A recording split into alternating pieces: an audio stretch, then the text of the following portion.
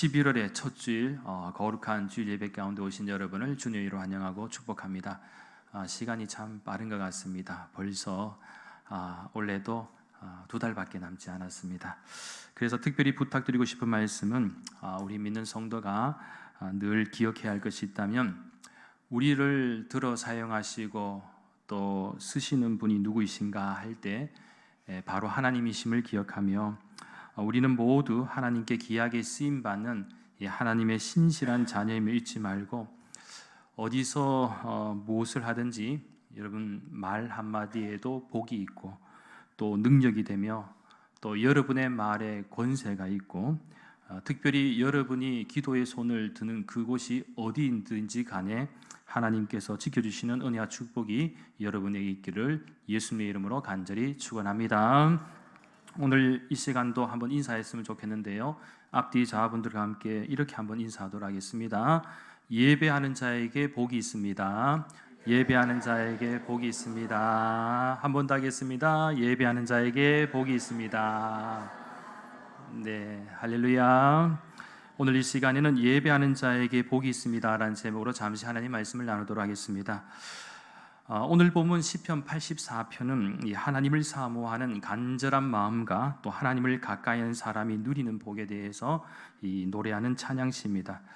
특별히 오늘 이 본문의 배경에 대해서는 주의 장막을 사모하면서도 갈 수 없는 시인의 애절한 상황이 반영되고 있는데 이 다윗의 그 아들 이 압살롬의 반역으로 인하여 이 다윗이 예루살렘을 떠나 있을 때로 추정합니다.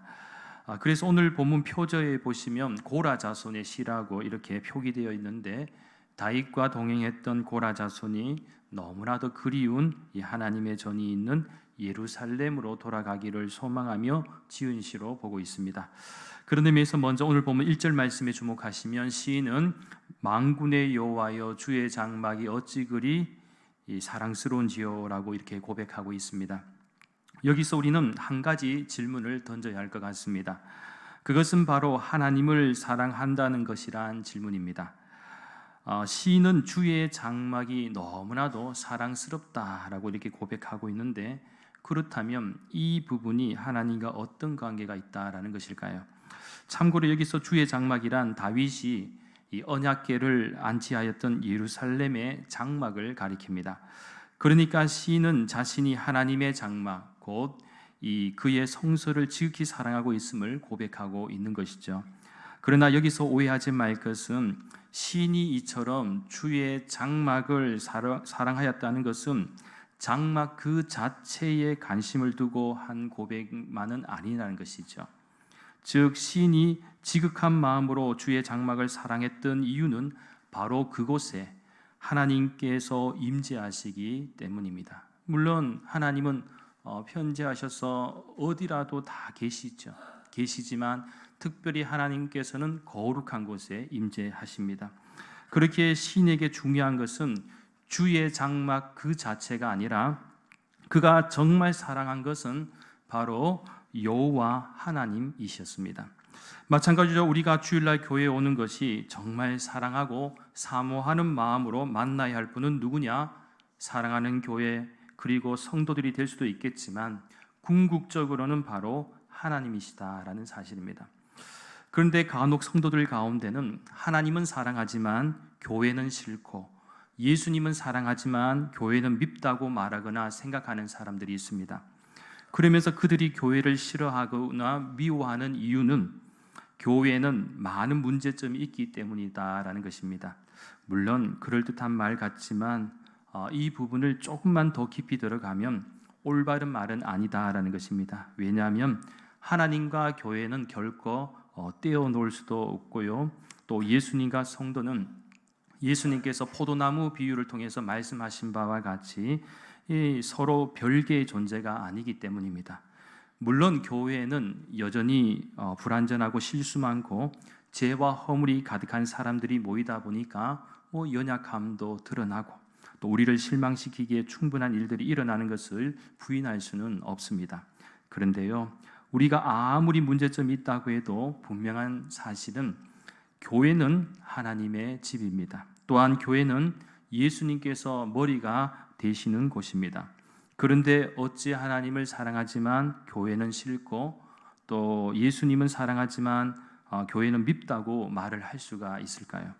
하나님을 정말 사랑한다면 하나님께 속한 모든 것까지도 우리는 사랑할 수 있어야 합니다.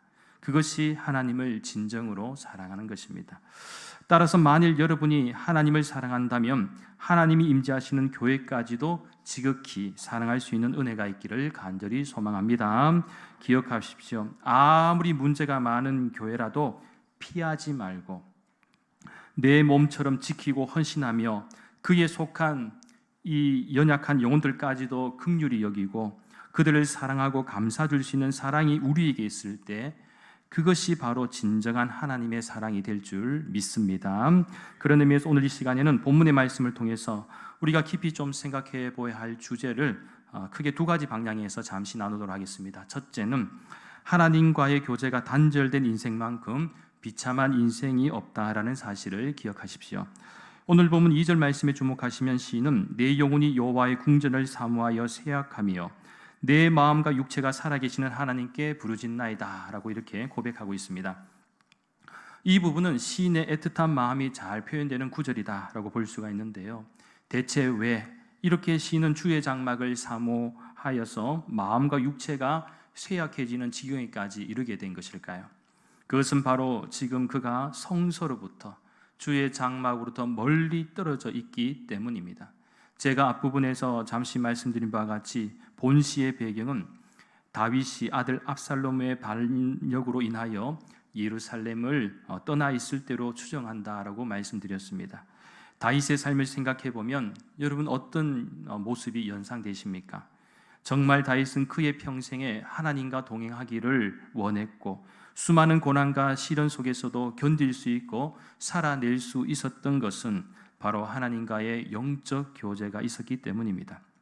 그리고 왕이 되었어도 다윗은 자신의 손으로 하나님의 성전을 짓고 싶을 만큼 하나님을 그 누구보다도 사랑하였습니다. 그런데 다윗이나 오늘 본문의 고라 자손의 시인은 예루살렘, 곧 주의 장막에서 멀리 떠나 있는 그런 상황에 놓여 있는 것입니다. 그리고 이러한 상황은 그들의 비참한 현실을 그대로 반영하고 있습니다. 그런 의미에서 여러분, 이러한 사실이 결국 우리에게 교훈하여 주는 것이 무엇입니까? 하나님과의 관계가 단절된 인생만큼 비참한 인생도 없다라는 사실입니다. 많은 사람들이 생각하겠지요. 하나님 없이도 살 수 있을 거라고. 물론 살 수는 있습니다. 나름대로 육체적인 만족을 누리며 살 수 있습니다. 그러나 하나님과의 영적 교제가 없이는 우리 영혼의 참 만족을 누릴 수도 없고요. 진정한 구원의 소망도 가질 수가 없습니다. 특별히 마지막 순간에는 우리가 의지할 곳이 없다라는 것은 그만큼 불행한 우리 인생이 될 수밖에 없다라는 사실을 가르쳐 줍니다. 3절 말씀에 주목합니다. 나의 왕 나의 하나님 만군의 여호와여 주의 제단에서 참새도 제 집을 얻고 제비도 새끼들 보금자리를 얻었나이다. 이 부분은 참새와 제비와 같은 작은 생명조차도 집과 보금자리가 있는데 시인은 주의 장막에 거하지 못하는 이 안타까운 처지를 역설적으로 표현한 것입니다. 그렇기에 주의 장막에 거하는 것이 얼마나 복된 일인지 생각할 수 있는 대목입니다. 그래서 4절과 5절 말씀에서는 어떻게 표현하고 있는가 하면 주의 집에 사는 자들은 복이 있나니, 주의 집에 사는 사람들은 복이 있다는 거예요. 그들이 항상 주를 찬송한다는 거예요. 주께 힘을 얻고 그 마음에 시온에 데려가 있는 자는 복이 있나이다. 주의 집에 사는 것은 다른 표현으로는 하나님 안에서 살아가는 특권으로 이해할 수가 있습니다. 왜 그렇습니까? 우리는 집과 보금자리를 통해서 짐작할 수가 있습니다. 즉 집과 보금자리가 상징하는 것이 무엇일까요? 우선 집과 보금자리는 안정과 안식을 상징합니다. 집과 보금자리가 있다는 것은 겨울에 추울 때나 여름에 더울 때나 또한 폭풍우와 눈과 같은 자연 현상으로부터 보호해 줄 뿐만 아니라 일에 지친 사람들에게 편안하게 쉴 수 있는 공간을 제공하는 장소가 됩니다. 또한 집과 보금자리는 생명도 상징합니다. 왜냐하면 집과 보금자리는 새로운 생명을 생산하는 곳이기 때문이죠. 그리고 집과 보금자리는 기쁨도 상징합니다. 비록 가족들이 함께 생활한다는 것은 이 사랑과 교제를 나누는 곳이기 때문에 그렇습니다. 그렇습니다. 하나님 안에서 살아가는 성전의 개념도 그러합니다. 이 안에서 살아가는 자들에게 하나님은 안전과 안식과 생명과 기쁨을 제공하여 주십니다. 그래서 시인은 하나님 안에서 살아가는 것, 주의 장막 안에서 살아가는 것이 얼마나 귀하고 큰 특권인지를 잘 알고 있었습니다. 그런 의미에서 여러분은 매주일 주의 전에 나올 수 있는 은혜가 하나님이 우리에게 주신 큰 특권임을 깨닫고 계십니까? 시인은 애틋한 마음으로 고백합니다. 주의 집에 사는 자는 복이 있습니다. 항상 주님을 찬송함이 얼마나 큰 기쁨인지, 그리고 주님으로부터 힘을 얻게 됩니다. 또한 5절 말씀에서 언급한 것처럼 주의 장막을 사모하고 그 길을 향해 나아가고자 하는 자에게도 복이 있다라는 사실이죠. 그렇다면 만일 이러한 사실을 깊이 깨닫게 되신다면 이제 우리가 해야 할 일이 있습니다. 그것은 바로 둘째는 예배에 목숨을 거십시오. 오늘 본문 6절과 7절 말씀에 주목하시면 주의 장막을 향해 나아가는 성도들에게는 늘 평탄한 과정만 있는 것이 아니라 뭐가 있다고 표현하는가 하면 눈물의 골짜기도 있게 됨을 봅니다.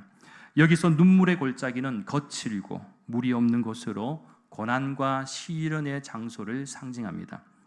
하지만 하나님은 이러한 눈물의 골짜기를 지나는 인생들에게 많은 샘을 터뜨리시며 이른 비를 내려 주의 장막을 사모한 자들로 하여금 힘을 얻게 하시고 시온으로 나아가게 하신다라는 사실입니다. 그런 의미에서 우리 모든 인생은 마치 믿음의 순례길을 떠나는 사람들과도 같습니다. 목적지는 새 예루살렘 하나님 앞입니다. 우리가 이 세상에 절대로 안주할 수 없는 것은 바로 이 순례의 길 끝에는 하나님을 만나고 하나님이 주시는 복을 누릴 수 있게 되기 때문입니다. 그것이 세상에 줄 수 없는 영원한 생명이며 하나님의 충만한 은혜가 될 줄 믿습니다. 특별히 주목할 부분은 10절 말씀인데요. 시인은 이렇게 고백합니다. 주의 궁전에서의 한날이 다른 곳에서의 첫날보다 나은즉 악인의 장막에 사는 것보다 내 하나님의 성전 문지기로 있는 것이 좋사오니. 이러한 표현은 은혜의 가치를 아는 사람만이 할 수 있는 고백입니다. 즉 은혜의 가치를 아는 사람만이 은혜를 사모할 수 있다라는 것입니다.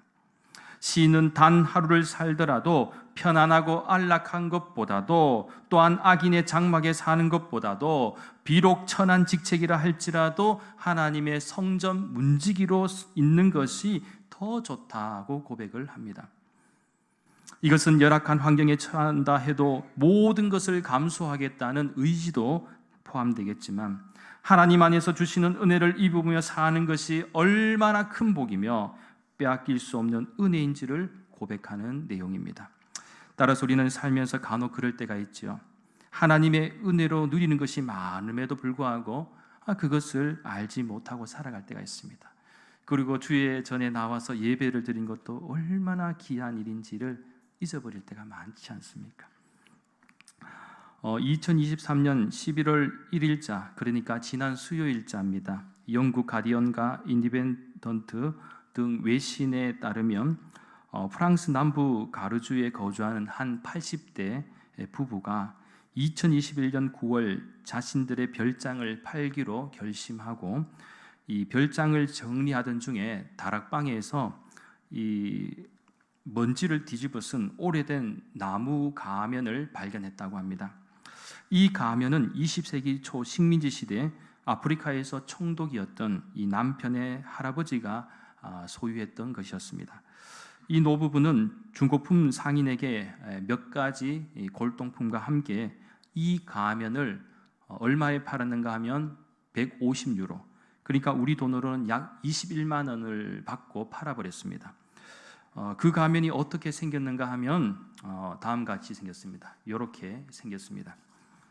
요게 보니까 고릴라랍니다. 고릴라의 모양으로 이렇게 만들었다고 하는데, 문제는 이로부터 6개월 뒤인 2022년 3월 이들 부부가 이 뉴스에서 해당 가면이 이 익명의 입찰자에게 팔렸는데 얼마에 팔렸는가? 무려 420만 유로, 우리 돈으로는 약 59억 8천만 원에 낙찰됐다라는 소식을 접하게 된 것입니다. 여러분 환장합니까? 환장하지 않겠습니까?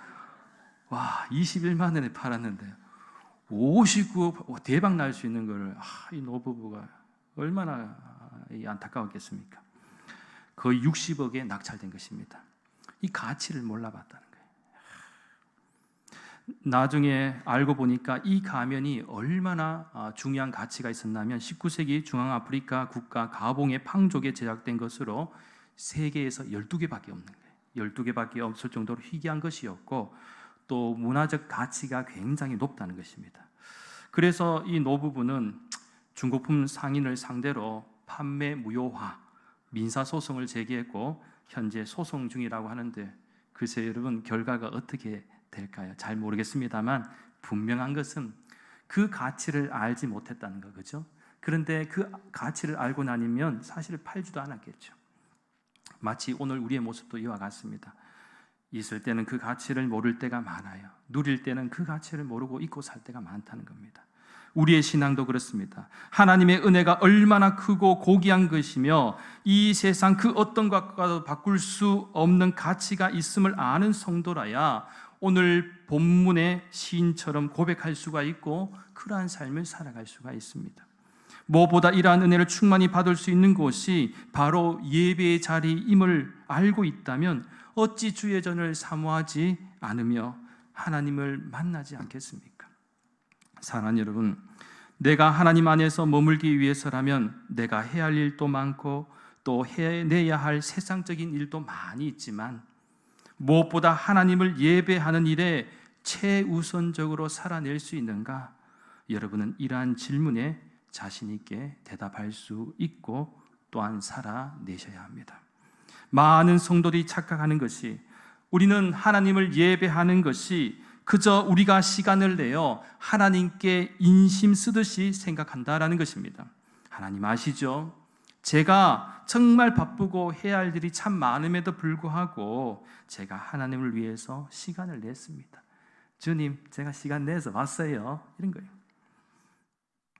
더 심각한 것은 마땅히 하나님을 예배 드리는 것이 큰 기쁨과 감사함으로 나아가야 하는데 예배의 자리를 너무 쉽게 생각하고 전심으로 참여하지 않는다는 것입니다. 예수님은 우리에게 뭐라고 말씀하셨습니까? 영과 진리로 예배를 드려라. 또한 예수님은 우리의 몸을 하나님이 기뻐하신 거룩한 산제물로 드려라. 이 사도 바울을 통해서 말씀하시지 않으셨습니까? 절대로 착각하지 마십시오. 예배는 나를 위한 것이 아닙니다. 절대로 나를 위한 것이 아닙니다. 오직 하나님을 위해서 드려지는 것입니다. 주어와 목적이 바뀌어 버리면 절대로 안 된다는 것. 나를 위한 예배를 드리면 내가 중심이 되기 때문에 예배에 빠져도 소홀해도 양심에 거리낌이 없습니다. 모든 것이 내가 결정을 합니다. 그러나 하나님이 중심이 되면 절대로 그럴 수가 없지요. 한번 생각해 보십시오. 만일 여러분이 대통령과 만남의 약속을 가졌다고 생각해 보십시오. 대통령하고 약속 잡았어. 능력이 있습니다. 물론 대통령 싫어하는 분은 안 만나도 됩니다 할 수도 있겠지만 자 각자 중요한 사람이라 생각했을 때에 아무튼 이렇든 저렇든 중요한 약속을 잡았다면 여러분 쉽게 어느 누가 펑크를 내겠습니까? 그런데 우리 인생의 참 구원자 되시는 하나님과의 약속에서 펑크를 낸다는 것은 있을 수가 없는 일입니다.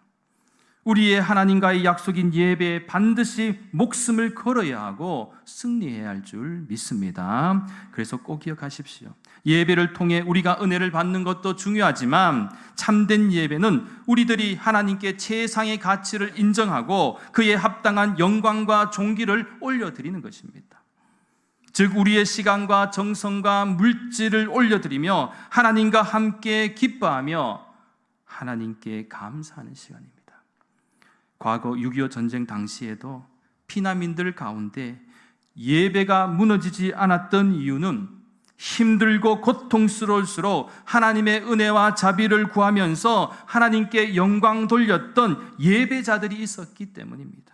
그리고 예배 영광과 회복은 시대와 민족을 살리는 정신이 되었다라는 사실입니다. 그렇습니다. 예배는 신앙의 핵심입니다. 심장이 멈추면 인간이 죽듯이 예배가 멈추면 신앙도 죽습니다. 그리고 저는 우리의 예배가 점점 더 형식적이고 습관적으로 변해가지 않기를 간절히 소망합니다. 사랑하는 여러분, 우리의 심장은 살아있는 동안 절대로 멈추지 않습니다. 계속해서 콩닥 뛰고 있죠. 살아있다는 증거입니다. 따라서 우리의 예배도 심장처럼 계속해서 뛰어야 하고 살아있는 예배가 되어야 할 줄 믿습니다. 그렇게 예배가 살아있도록 여러분의 심장이 하나님을 향해서 강렬하게 열정적으로 뛰게 하십시오. 하나님 보십시오. 하나님을 생각하면 제 심장이 이렇게 뛰고 있습니다. 하나님만 생각하면 그렇게 좋을 수가 없습니다. 하나님 만나고 싶습니다. 하나님을 만날 생각하면 저는 눈물이 나고 기쁨으로 가득합니다. 마치 사랑하는 사람을 만날 때의 기쁨처럼 설레임 가득한 마음으로 하나님 앞에 나오는 것이 최고의 기쁨이 되어야 하지 않겠습니까? 저는 오늘 본문의 시인의 고백처럼 주의 장막에 나오는 것도 또한 하나님을 예배하는 것도 정말 사모하고 간절한 마음으로 나올 수 있는 은혜가 있기를 예수님의 이름으로 간절히 축원합니다. 지금도 생각나는 것이 제가 예전 중고등학교 시절에 교회 수련회 가운데 이런 프로그램이 있었습니다. 그것은 나의 묘비명을 어떻게 쓸 것인가 였습니다. 사실 그 당시 한창 피가 끓고 에너지가 넘치는 그 때에 묘비명을 쓰라 그러니까 좀 뜬금은 없었죠. 무슨 프로그램 가운데 그래도 한번 인생의 의미를 생각해보자라는 중요한 의미였기 때문에 한번 써보자. 그때 함께했던 선배들이나 동기 또 친구 및 후배들 같은 경우에도 이제 자기가 생각하는 멋진 문구들을 썼습니다. 저도 그때 한창 고민하면서 썼는데요. 발표하기 전에 어떤 친구는 너무 길게 써서 선생님께 야, 너 돈 많냐? 너 이 정도로 길게 쓰면 비석 엄청나게 크게 줘야 되고 또 많이 돼가니까 좀 줄이라 그래서 또 줄인 친구도 있었습니다만 그때 저는 제 좌우명을 만들어 놓은 상태였습니다. 예전 설교 가운데 여러분 제 좌우명이 뭔지 기억하십니까? 윤동주 시인의 서시에서 제가 감동을 받아갖고 제가 그래도 그 중고등학교 때는 음유시인이라는 그 별명이 있어서 시도 한 100편 정도 지었고 하여튼 그랬었어요. 하여튼 감성이 충만할 때였는데 그래서 부끄러움이 없는 삶이 제 좌우명이었고요. 그래서 저는 당시 어떻게 썼는가 하면 자, 묘비명에 부끄러움이 없는 하나님의 사람 여기 잠들다 썼습니다. 멋지지 않습니까? 감성이 막 충만했죠. 지금 생각해도 꽤 멋지게 진 것 같습니다. 그래서 그때도 이 선생님과 전도사님이 칭찬해준 그런 기억이 납니다. 그렇습니다. 실제로 묘비명을 다양하게 표현한 사람들이 있습니다. 예를 들면 노벨상 수상자였던 이 조지 버나드 쇼라는 분이 있는데 이분은 좀 유머가 있는 분입니다. 그분은 묘비에다 뭐를 썼는가 하면 우물쭈물하다가 이렇게 끝날 줄 알았다. 굉장히 해학적으로 현실을 잘 표현했죠. 그리고 시인 나퐁테는 빈손으로 왔다가 빈손으로 갔노라 이렇게 썼습니다. 그런데 더 감동적인 것은 조선에 온 지 8개월 만에 26세의 나이로 숨진 미국인 어려 선교사 루비 캔드릭의 묘비명에는 어떻게 써 있는가 하면요, 나에게 1000개의 생명이 있다면 그 모두를 한국에 바치리라 이렇게 썼습니다. 또한 고종의 밀사로 활약한 호머 헐버트 선교사님도 나는 웨스트민스터 사원보다 한국 땅에 묻히기를 원하노라 이렇게 썼습니다. 지극한 한국 사랑이 묻어나는 그런 묘비명을 썼다는 것입니다. 그렇다면 이제 여러분에게 질문하겠습니다. 여러분은 어떻게 묘비명에다가 글을 쓰고 싶습니까? 저는 여러분이 이렇게 묘비명을 쓸 수 있는 은혜가 있기를 바라겠습니다. 하나님 앞에 참된 예배자 여기 잠들다. 이런 멋진 묘비명을 쓸 수 있는 은혜가 있기를 간절히 소망합니다. 사랑하는 여러분, 이제 말씀을 정리합니다. 우리가 이 세상을 살아가는 동안 하나님 앞에서 가장 아름답고 의미 있는 인생이 되기 위해서는 반드시 예배에 목숨을 걸고 승리해야 합니다. 지금은 예배에 목숨을 걸지 않고 승리하지 않으면 우리 인생은 절대로 성공한 인생이 될 수도 없고요, 실패한 인생이 될 수밖에 없다는 것. 나를 위해서가 아니라 오직 하나님을 위해서 헌신하고 순종해 보십시오. 예배에 목숨을 걸 정도로 하나님 앞에서 인정받으면 주께 힘을 얻고 여러분의 인생에 시온의 대로가 활짝 열리는 게 되는 은혜가 있게 될 줄 믿습니다. 절대로 예배를 가볍게 여기지 마십시오. 하나님과의 교제가 단절된 인생만큼 비참한 인생이 없다는 사실을 기억하십시오. 그래서 예배에 목숨을 걸고 승리하여 복이 있는 인생, 하나님 앞에 섰을 때 아름다운 믿음의 고백이 있는 인생이 될 수 있기를 예수님의 이름으로 간절히 축원합니다. 기도드리겠습니다. 거룩하신 하나님, 그동안 저희들에게 예배를 사모하지 못하고 목숨을 걸지 못할 정도로 형식적이고 습관적인 모습이 있었다면 회복의 은혜를 허락하여 주시옵소서. 새로운 마음과 결단을 통해 예배에 승리하는 인생이 되게 하여 주시옵소서. 그래서 오직 나 자신을 넘어 오직 하나님을 위해서 드려지는 참된 예배자가 되어 복이 있는 인생, 시온의 대로가 활짝 열리는 인생이 될 수 있도록 역사하여 주시옵소서. 감사드리며 모든 말씀 거룩하신 예수님의 이름으로 간절히 기도하옵나이다. 아멘.